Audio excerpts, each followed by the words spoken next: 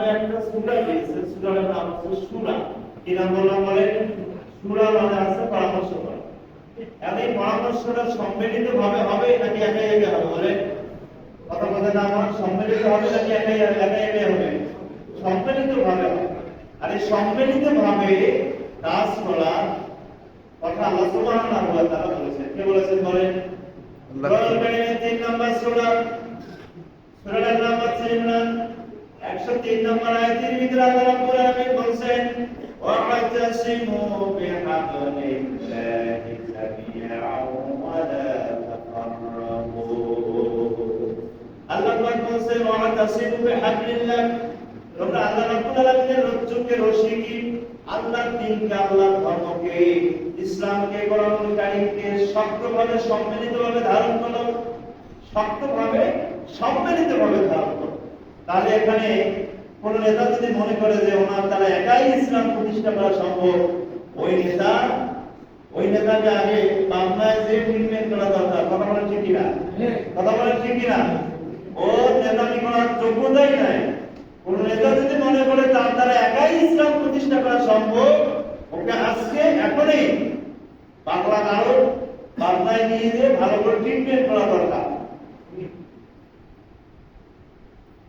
ইসলাম প্রতিষ্ঠা করার জন্য সম্মিলিত প্রতিষ্ঠা দরকার। আর এই প্রতিষ্ঠা হচ্ছে আমরা পাবে ওয়াতাসিমু বিহাবলিল্লাহি জামিআ। একাই যাবে না, এটা সম্ভব না। আল্লাহ সুবহানাহু ওয়া তাআলা পরে বলেন, ওয়াযকুরু নি'মাতাল্লাহি আলাইকুম ইয কুনতুম আ'দাআন ফা'আলাফা বাইনা কুলুবিকুম ফাআসবাহতুম বিনি'মাতিহি ইখওয়ানা। আল্লাহ পাক বলেন, তোমাদের উপরে যে নিয়ামত আমি দিয়েছি সেই নিয়ামতের স্মরণ করো। যে নিয়ামতগুলো আমি তোমাদেরকে দিয়েছি সেই নিয়ামতগুলো স্মরণ করো। তোমরা তো পরস্পরের শত্রু ছিলে, আমি তোমাদের অন্তরগুলো ছড়িয়ে দিলাম, তোমাদের অন্তরগুলোর ভিতরে প্রেম প্রীতি ভালোবাসা মহব্বত পয়দা করে দিলাম। সম্পদ পারলে তোমরা একজন আরেকজনের ভাইয়ে পরিণত হয়ে গেছো। সুবহানাল্লাহ। রাসূল সাল্লাল্লাহু আলাইহি ওয়াসাল্লামের সময় আওস এবং খাজরাজ গোত্র, দীর্ঘদিন ধরে এই দুইটা গোত্রের মধ্যে দ্বন্দ্ব চলে আসছিল। ইহুদি মুশরিকরা, কাফির মুশরিকরা রাসূল সাল্লাল্লাহু আলাইহি ওয়াসাল্লামের হাতে গলায় দুইটা গোত্রের মধ্যে আবার নতুন করে দ্বন্দ্ব সৃষ্টি করে দিতে চাইল। রাসূল সাল্লাল্লাহু আলাইহি ওয়াসাল্লাম যখন ইসলামের দাওয়াত দিলেন, আওস গোত্র এবং খাজরাজ গোত্র ইসলাম কবুল করলেন। পরবর্তী সময় কাফির বেঈমানেরা তাদের ভিতরে দ্বন্দ্ব সৃষ্টি করে দেওয়ার জন্য, তাদের ভিতরে আমার জন্য শত্রুতা সৃষ্টি হয়ে যায়, এটার জন্য তারা চেষ্টা করতে যে তারা পূর্বের কথাগুলো তাদেরকে স্মরণ করিয়ে দিল এবং তারা পূর্বের কথাগুলো স্মরণ হওয়ার সঙ্গে সঙ্গে তাদের ভিতরে আবার আগে সেই শত্রুতা শুরু হয়ে গেল। তারা ইচ্ছা পোষণ করবে, খোলা ময়দানে যে তারা তরবারি দিয়ে যুদ্ধ করবে, রক্তাক্ত করে দিবে, তাদের রক্তে মরুভূমি যেন রঞ্জিত হয়ে যায়। এই সিদ্ধান্তের কথা রাসূল সাল্লাল্লাহু আলাইহি ওয়াসাল্লামের কর্ণমূল পর্যন্ত যখন চলে গেল, বিশ্বনবী তাদের বাবা চলে আসলেন, তাদের মাঝে সেই তাদেরকে আবার নতুন করে বোঝালেন, তোমরা আমি জীবিত থাকা অবস্থায় যদি আবার ইসলাম থেকে খারিজ হয়ে যাও, ইসলাম থেকে বের হয়ে যাবে, কেমন হয়ে যায়। রাসূল সাল্লাল্লাহু আলাইহি ওয়াসাল্লাম যখন তাদেরকে বোঝালেন, তারা বুঝে নিলেন এবং আবার তারা খোলাখুলি করে মুসাফা করে তারা আবার নিজের ভিতরে ফিরে আসলেন এবং পরস্পর ভাই হয়ে গেলেন। সুবহানাল্লাহ।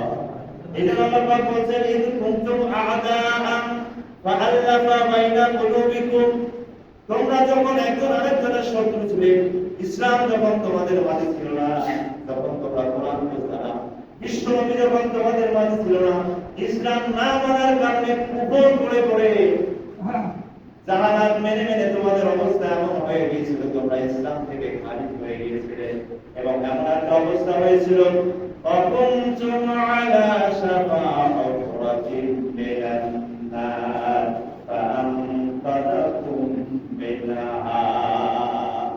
খারাপ কাজ করে ইসলাম না মেনে মেনে কুফরি শক্তি, অপর শক্তির সাথে চলাফেরা করে তোমাদের অবস্থা এমন হয়ে গিয়েছিল, তোমরা ইসলামের বাইরে চলে গিয়েছিলে এবং জাহান্নামের কিনারে পৌঁছে গিয়েছিল, জাহান্নামের খাত পর্যন্ত পৌঁছে গিয়েছে। তার মানে হলো অবস্থাটা তোমাদের এমন হয়েছিল, মৃত্যু বরণ করলেই তোমরা জাহান্নামে হয়ে যেতে। এইরকম একটা অবস্থা থেকে আল্লাহ বা রাসূল সাল্লাল্লাহু আলাইহি সাল্লামের মাধ্যমে তোমাদেরকে ইসলাম দান করে সেই জায়গা থেকে আল্লাহ পাক তোমাদেরকে নিষ্কৃত দান করলে। তোমাদের অবস্থা এমন ছিল, ইসলাম কি জিনিস তোমরা বুঝতে না, কোরআন কি জিনিস তোমরা বুঝতে না, কিন্তু আল্লাহ পাক রাসূল সাল্লাল্লাহু আলাইহি সাল্লামকে তোমাদের মাঝে পাঠিয়ে কোরআন এবং ইসলাম বোঝার ব্যবস্থা করে দিয়ে যে জাহান্নামের কিনারায় তোমরা পৌঁছে গিয়েছিলে, সেখান থেকে আল্লাহ পাক তোমাদেরকে রক্ষা করলেন এবং ইসলাম বোঝার তৌফিক আল্লাহ পাক দিলেন। আল্লাহ সুবহানাহু ওয়া তাআলা কোরআন কারীমের আয়াতে সম্মিলিতভাবে ইসলাম প্রতিষ্ঠার কথা বলেছেন, সম্মিলিতভাবে দ্বীন প্রতিষ্ঠার কথা বলেছেন। এমন কোন পণ্ডিত যদি মনে করে তার একার দ্বারাই ইসলাম প্রতিষ্ঠা করা সম্ভব, তাহলে এই পণ্ডিতকে কোথায় পাঠাতে হবে বলে? কোথায় পাঠাতে হবে বলে? পাগলা নাগাদে পাঠাতে হবে। ওখান থেকে ট্রিটমেন্ট নিয়ে আসতে হবে ভালো করে, ওখান থেকে ট্রিটমেন্ট নিয়ে আসতে হবে ভালো করে। ট্রিটমেন্ট নিয়ে এসে তারপরে তাকে নেতা হওয়ার স্বপ্ন দেখতে হবে। ঠিক না বলে? ঠিক না বলে? আমাদের মাঝে এই জাতীয় কিছু নেতা আছে না নাই? কথা বলে আছে না নাই? একাই একাই সব, আর কারো কিছু আর কারো দরকার নেই। অথচ আল্লাহর বক্তব্যের সাথে এই নেতার বক্তব্য কি মিলতেছে? আল্লাহ বলতেছেন ওয়া আতাসিমু বিহাবলিল্লাহি জামিআ, তোমরা আল্লাহর রশিকে, আল্লাহর দ্বীনকে, কোরআনকে আঁকড়ে ধরো সম্মিলিতভাবে। কিভাবে ধরতে হবে বলেন? তাহলে আল্লাহর দ্বীন প্রতিষ্ঠার জন্য শ্রমিকের দরকার আছে না নাই? কৃষকের দরকার আছে না নাই? মজুরের দরকার আছে না নাই? শিক্ষিত লোক দরকার আছে না নাই? সব শ্রেণীর মানুষের দরকার আছে না? নাকি নেতার দ্বারা একাই সম্ভব? নেতার দ্বারা একাই সম্ভব? সম্ভব। কিছু কিছু নেতা বুঝতে চায় না, বোঝার ভুল। তাহলে আমাদের এই জাতীয় অভ্যাস যে নেতাদের মাঝে আছে, এখান থেকে বের হয়ে আসতে হবে। যদি বের হয়ে না আসে, তাহলে এই নেতার যোগ্যতা নেই। এই নেতাকে অপসারণ করে যে নেতা ইসলাম বোঝে, জনগণের ভাষা বোঝে, সেরকম নেতাকে সেটা দিতে হবে। ঠিক না? ঠিক না? আল্লাহ রাব্বুল আলামিন বলেন কোরআন কারীমের 22 নম্বর সূরা ফাতির 78 নম্বর আয়াতের ভিতরে আল্লাহ বলেন ফাকিমুস সালাতা ওয়া আতুস যাকাতা ওয়া আতাসিমু বিল্লাহ হুয়া মাওলাকুম ফানি'মাল মাওলা ওয়া নি'মান নাসীর। আল্লাহ বলেন, আল্লাহ পাক বলেন ফাকিমুস সালাত, নামাজ কায়েম করো, যাকাত দাও, ওয়া আতাসিমু বিল্লাহ, এবং আল্লাহকে শক্ত করে ধারণ করো। সম্মিলিতভাবে আল্লাহকে শক্ত করে ধারণ করো, আল্লাহর দ্বীনকে শক্তভাবে ধারণ করো। আল্লাহকে কেন করতে হবে? আল্লাহর দ্বীনকে কেন শক্তভাবে ধারণ করতে হবে? আল্লাহ পাক বলছেন আল্লাহই হচ্ছেন তোমাদের মালিক। আমাদের মালিক কে? কথা বলেন, আমাদের মালিক কে? আল্লাহ। গলা ছেড়ে দিয়ে বলেন ভাই, আমাদের মালিক কে? আল্লাহ। শব্দ বলছেন না? আস্তে কথা বলেন, শব্দ বলছেন নাকি? আল্লাহ পাক বলছেন ওয়া মাওলাকুম, ওয়া মাওলাকুম, তিনি তোমাদের মালিক। নি'মাল মাওলা ওয়া নি'মান নাসীর, তিনি হচ্ছেন তোমাদের উত্তম মালিক। তার মানে আল্লাহ থেকে ভালো মালিক আর কেউ হতে পারে না। আল্লাহ থেকে উত্তম সাহায্যকারী আর কেউ হতে পারে না। আল্লাহ উত্তম সাহায্যকারী, আল্লাহ উত্তম মালিক। আমার ভাইরা, গরু ঘাস খাচ্ছে জঙ্গলের মধ্যে, কোথায় বলে? কোথায় ঘাস খাচ্ছে বলে? ঘাস খেতে খেতে হঠাৎ করে বাঘের দৃষ্টিগোচর হয়েছে। বাঘ থেকে গরু বাঘের কাছাকাছি যাবে নাকি পালাবে? পালাবে না, বাঘের কাছাকাছি যাবে। জীবন ছেড়ে দিয়ে গরু দৌড়াচ্ছে, বাঘও গরুর পিছনে পিছনে দৌড়াচ্ছে। জীবন বাঁচা বলে কথা, দৌড়াতে দৌড়াতে একটা পর্যায়ে গরু এমন একটা পুকুরের মধ্যে লাফ দিয়েছে, যে পুকুরের মধ্যে কাদা, একটা কাদা। এই কাদার মধ্যে ঝাঁপ দিয়ে গরু আর নড়াচড়া করতে পারে না। বাঘ এসে নিজেকে সামলাতে না পেরে ওই পুকুরের মধ্যে ঝাঁপ দিয়েছে। এখন দুজনের একটা কাদার মধ্যে আটকে গেছে, নড়াচড়া করতে পারে না।